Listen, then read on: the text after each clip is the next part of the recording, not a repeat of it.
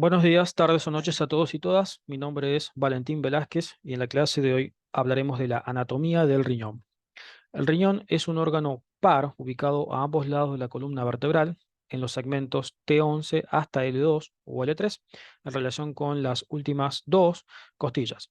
Se va a ubicar en el espacio retroperitoneal, de hecho es un órgano retroperitoneal primario, en una fosa que se denomina fosa lumbar o fosa laterovertebral. Por término medio tiene las siguientes dimensiones: 12 centímetros de longitud, 7 centímetros de ancho y 3 centímetros de espesor o de grosor.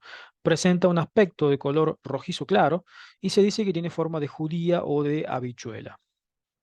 Aquí vemos ilustraciones de la situación del riñón, claramente ubicado en el espacio retroperitoneal, separado de esto por la fascia retroduodeno-pancreática o fascia de Tretz, y por supuesto por la interposición del peritoneo parietal posterior. Recordemos que un órgano retroperitoneal primario es aquella víscera que durante el curso del desarrollo embriológico nunca se adhirió al peritoneo, nunca ingresó al peritoneo, mientras que las secundarias sí se adhirieron al peritoneo y luego salieron de ese peritoneo, quedando adheridas a esta bolsa a través de fase de coalescencia, como es el caso del complejo pancreático, de la mayor superficie del colon ascendente y de la mayor superficie del colon descendente. Aquí vemos un corte transversal ejecutado a la altura de la cavidad abdominal, en donde lo que nos podemos encontrar es con peritoneo parietal posterior, cavidad peritoneal, músculos de la pared anterolateral del abdomen y acá músculos de la pared posterior del abdomen. Esto que encontramos aquí es la fascia renal, que se divide en dos hojas, una hoja anterior y una hoja posterior. La hoja anterior, o también llamada de Gerota, y la hoja posterior de Zucker-Kandl, luego se van a continuar, se van a enlazar, se van a unir con las contralaterales, en este caso serían del riñón izquierdo.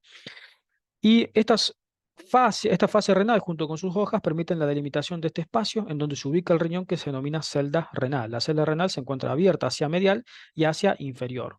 Esta celda renal va a presentar, por supuesto, al riñón, a las estructuras del pedículo renal y al cuerpo adiposo renal, que se ubica aquí dentro. Este es el cuerpo adiposo renal, que no es más que un corpúsculo de tejido adiposo que rodea a esta víscera, que rodea al riñón.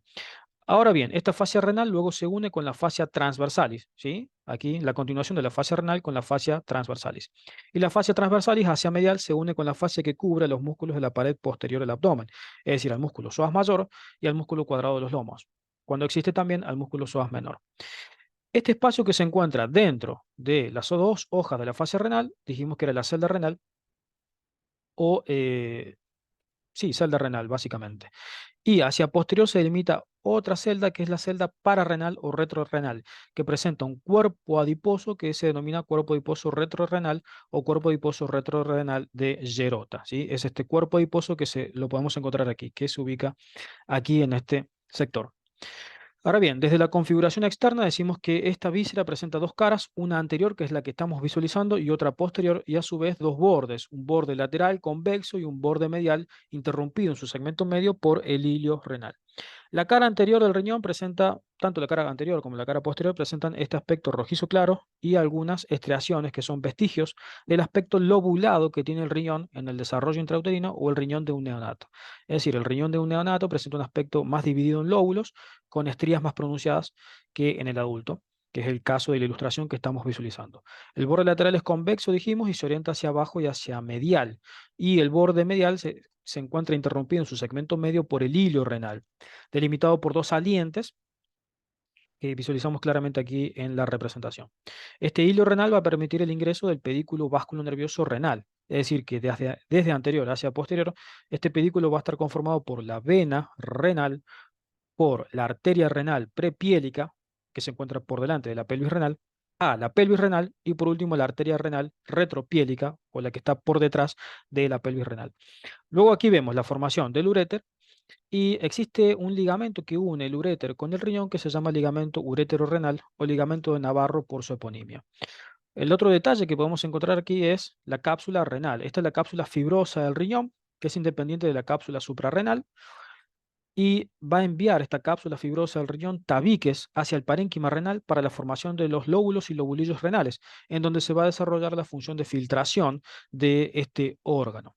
Hacia superior, la cápsula fibrosa del riñón forma una hoja que se denomina lámina interreno-suprarrenal, que se interpone entre el riñón y la glándula suprarrenal. De esta manera se separan histológicamente esta glándula y este órgano. Ahora bien, nos encontramos aquí más de la situación del riñón, ubicado en la fosa lumbar, el riñón derecho más caudal que el riñón izquierdo. Y aquí vemos fascias de coalescencia. Esta es la fascia retrocólica ascendente, aquí estaría la fascia retrocólica descendente, o de TOL 2, TOL 3, por sus eponimias. Ahora bien, vamos a ver un poquito de las relaciones del riñón. Aquí vemos algunas relaciones anteriores del riñón, en este caso derecho. El riñón derecho se relaciona hacia anterior con el colon ascendente y con la flexura cólica derecha o ángulo hepático del colon. A su vez, entre el hígado y el riñón se forma un receso peritoneal que se llama receso hepatorrenal o bolsa de Morrison, que se encuentra comunicada con la transcavidad de los epiplones o bolsa omental. Aquí lo que nos encontramos son relaciones posteriores, en donde encontramos al riñón izquierdo al riñón derecho. El riñón izquierdo se relaciona, aquí todo lo que está pintado de color negro, representa la 11ª costilla y aquí hacia abajo la 12ª costilla. El riñón derecho solo se relaciona con la 12ª costilla, con la costilla 12ª, con la número 2. Todo lo que está en color verde representa la relación del riñón con el diafragma. Y aquí, en color rojo, vemos la relación de el riñón con la aponeurosis del músculo transverso del abdomen o fascia transversalis. En color amarillo vemos la relación con el músculo cuadrado lumbar o de los lomos. Y por último, aquí la relación con el músculo psoas mayor, íntima relación del músculo psoas mayor. De hecho, se dice en algunas literaturas que el uréter es satélite del borde medial del psoas mayor para luego separarse cuando el psoas mayor se dirige hacia su inserción en el trocánter menor o tuberosidad menor del fémur. Bien, nos encontramos ahora con la configuración interna. En la configuración interna del riñón lo que podemos evidenciar es dos zonas claramente distinguibles, claramente separadas entre sí. Una zona periférica que recibe el nombre de zona cortical, con un color rojizo más claro que la zona central, que ya veremos su nombre. Esta corteza va a encontrarse prolongada hacia el interior del parénquima renal a través de unas columnas que se denominan columnas renales o por su eponimia columnas de Morgani. En el interior vemos unas estructuras de color más rojizo oscuro que se corresponden con las pirámides renales. Esto es específicamente la médula renal. Antiguamente eran denominadas como pirámides de Malpighi. Estas pirámides tienen una base ubicada hacia posterior y un vértice ubicado, perdón, una base ubicada hacia lateral y un vértice ubicado hacia medial. Este vértice que se encuentra ubicado hacia medial va a dar origen a las cálices menores, que son estructuras que van a llevar la orina hacia toda la vía renal. Estas cálices menores se encuentran en número de 12 a 15, dependiendo de la variabilidad del individuo, y y van a desembocar sobre las cálices mayores. Esto que se encuentra aquí son las cálices mayores, que resultan de la unión de 3 a 5 cálices menores. Entonces aquí se unen 3 cálices menores y forman la cálice mayor. Esta cálice mayor o cálices mayores se van a encontrar en los riñones de 3 a 5. Frecuentemente solamente vemos 3 cálices mayores que luego se unen para la formación de la pelvis renal. Todo esto es la pelvis renal y luego aquí la formación de el uréter. Esta pelvis renal, junto con las cálices mayores, se van a encontrar en un espacio que se llama seno renal y ese seno renal va a estar ocupado por tejido adiposo, que es este cuerpo adiposo que encontramos aquí en el ilustrado. A su vez, lo que podemos rescatar de esta ilustración es la irrigación del riñón. Esta será la arteria renal, en este caso derecha, y la división en arteria prepiélica y retropiélica, por detrás de la pelvis renal y por delante de la pelvis renal. Esas arterias luego van a dar ramos para la configuración interna del riñón.